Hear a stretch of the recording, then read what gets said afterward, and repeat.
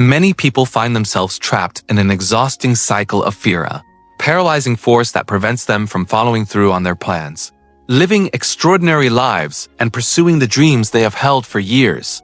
It is common to look at others who seem to make difficult decisions without hesitation and assume they possess a special gift or privileged genetics. However, the reality is that these individuals have simply learned how to drive their fear rather than allowing it to stall their progress. This transformative approach to courage was mastered long ago in feudal Japan by a group of warriors who turned fear into their most powerful weapon. They didn't deny their fear or pretend it wasn't there. Instead, they understood a secret that modern science is only now beginning to grasp. Fear is not an adversary, but rather misdirected fuel. This ancient system is known as Bujinkan, and while it is life-changing, it requires a person to face uncomfortable truths that most people would rather ignore in favor of staying in their comfort zones. To understand how this works in the modern world, consider the story of a successful lawyer named James. From the outside, James had everything: a prestigious apartment and a solid career, but he lived with a secret, paralyzing fear of public speaking, confrontation, and failure. He woke up every day with a tightness in his chest, terrified of being exposed as an imposter. He compensated for this insecurity by working harder and longer hours than anyone else, which his colleagues mistook for ambition. In reality, he was running away from his shadows until the day his fear finally caught up with him. During a massive presentation to an important client, his voice broke, his hands shook, and he suffered a full-blown panic attack in a corporate bathroom. In that moment of total defeat, he realized he had two choices. He could find a way to dismantle his fear, or his fear would eventually dismantle his life. Driven by desperation, James joined a Bujinkan dojo, where he met a silent, observant sensei. When James tried to give a rehearsed answer about wanting to learn self-defense, the sensei cut him off, telling him plainly that he was there because he was afraid and wanted that fear removed.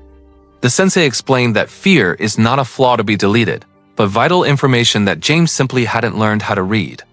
He introduced the principle of kojutsu tentenho, the art of transforming truth into illusion and illusion into truth. This teaching suggests that while a possibility of danger might be true, the paralyzing interpretation we place on it is often an illusion. For James, the fear of public speaking wasn't a fear of the act itself, but a fear of judgment, an imaginary threat that his body was treating as a physical danger. The training began with Fudoshin, the concept of the unbreakable mind. The first lesson wasn't about fighting. It was about breathing. The sensei taught James that when fear strikes, breathing becomes shallow, triggering a fight or flight survival mode. By consciously controlling his breath, inhaling for 4 seconds, holding for 4, and exhaling for 6, James could effectively hack his nervous system and tell his brain that there was no real danger.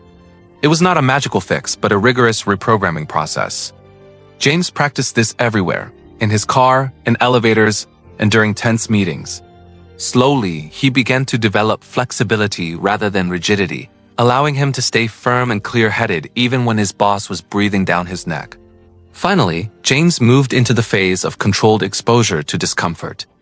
The sensei forced him to stand perfectly still while others simulated attacks, teaching his brain through repetition that he could survive intense pressure without dying. This ancient practice aligns perfectly with modern neuroscience regarding the amygdala. By repeatedly facing a non-lethal stimulus, the brain's fear center recalibrates and stops triggering panic. Eventually, James returned to his professional world a different man. During a high-stakes meeting, instead of spiraling into panic, he used his breathing techniques and realized the situation was merely uncomfortable, not life-threatening. He closed the deal with a firm voice and steady hands, proving that by facing the internal ninja of his own mind, he had finally unlocked the power to navigate the external world without being a prisoner to fear. To master your fear, you must first predict it and train against it. The internal enemy is the most dangerous because he knows your every weakness. In the Bujinkan, there is a core concept called Shin-Ji-Tai, the unification of mind, technique, and body. However, before you can achieve unity, you must confront your fragmented parts. James believed he was progressing well. His breathing was controlled, and he was becoming accustomed to discomfort. But one night, the sensei asked a question that shattered his composure. What is the one fear you never admit out loud? In the heavy silence, James felt a stir in his stomach.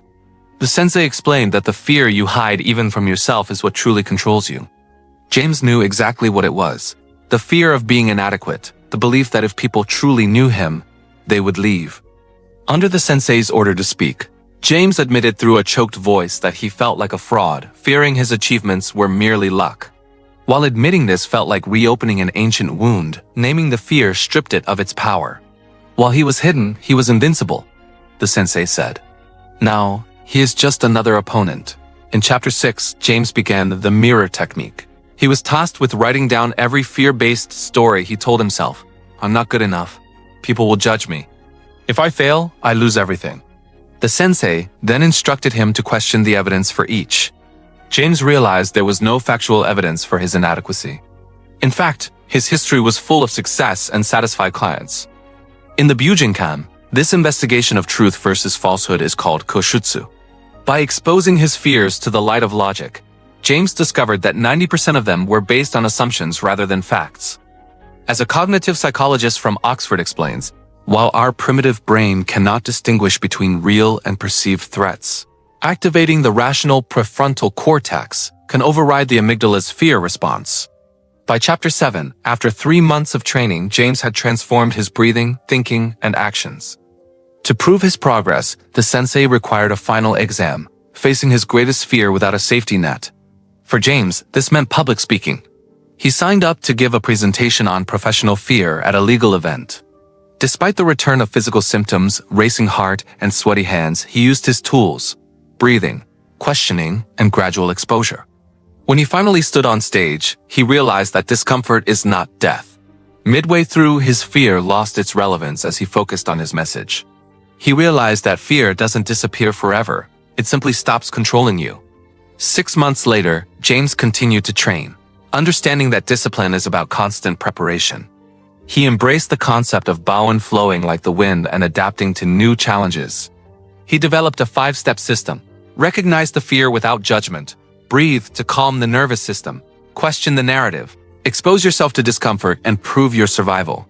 He learned that courage is not the absence of fear, but acting in spite of it. By treating fear as a teacher rather than an enemy, he used it as fuel for focus and alertness. A year after joining the Bujinkan, James was unrecognizable. He had opened his own practice and embraced vulnerability in his personal life. The sensei's final lesson was that the system doesn't just teach you to fight. It teaches you to dance with life. Fear and uncertainty are merely steps in that dance. By redesigning his relationship with fear, James became unbreakable from within. He stopped running from the one opponent that could make him stronger. The fear that once paralyzed him became the gateway to his freedom, a reminder that courage is the choice to jump into the abyss because you finally know you have wings.